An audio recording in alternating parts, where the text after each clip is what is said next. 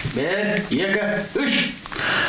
Сөзін сертіне, сертін ісіне байлаған текті қазақ армысың.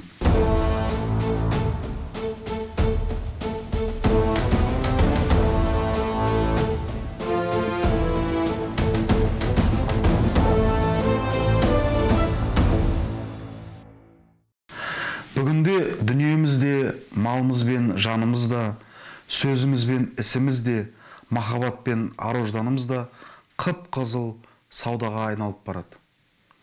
Біреуді тез бетіне мақтаймыз, тез уәде береміз. Әйтеуір сөзіміз бен ісіміз қарама-қайшы. Ойлайтынымыз баспайда. Саудамызды өткізіп, тезірек байып кетсек деп тұрсақ, қиялданатымыз осы ғана. Жылпостықпен атқарған ісімізден бүгін болмаса ертең ши шықса, бет бақтырмай тағы да ебін тауып, одан тез құтылып кетуге ет үйренді. Тіпті қанға сіңді.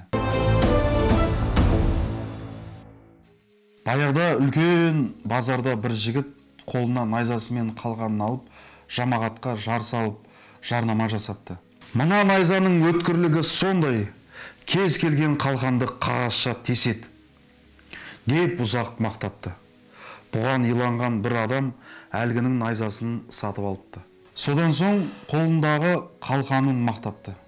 Бұл қалқанның беріктігі сондай, кез келген найза бұған қадалғанда мұқалып майысып қалады деп қалқанын мақтап, оны да біреуге сатып жіберіпті. Бұл саудагердің ісін бақылап тұрған бір адам ортаға шығып: сен бірде найзаңды мақтадың, бірде қалқаныңды мақтадың.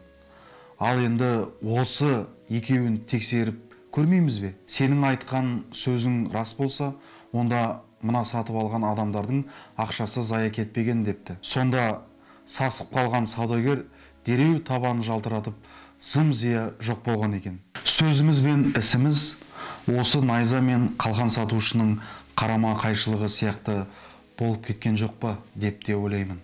Бір әжептәуір бай кісінің әлеуметтік желіде бір ай ішінде миллионер болмасаң $100,000 беремін деп жарнамалағанын көрген соң ойыма найза мен қалқан сатушы елестеді.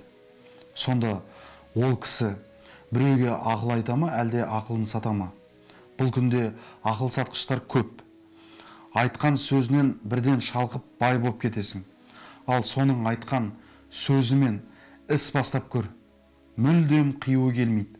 Сонда біз кімді алдап жүрміз? Өзімізді ме, жоқ әлде басқаны ма? Сөзіңді түзе, әдетің айналады. Әдетің мінезің айналады. Ал мінезің тағдырың айналады. Қайран шәкәрім бабамай. Сөзіміз бен ісіміздің қаюы қашқалы қай заман? Қию ма, қою ма? Қию ша. Қию ма? Қою ма? Сөзіміздің қою. Қию ғой. Қиып айтты дейді. Кесіп айтты дейді. Қию. Нормально ма? Точно ма? Қайдан аласың? Сөзіңді түзе, әдетің айналады. Әдетің мінезің айналады. Ал мінезің тағдырың айналады. Қайран шәкәрім бабамай. Сөзіміз бен ісіміздің қиюы қашқалы қай заман?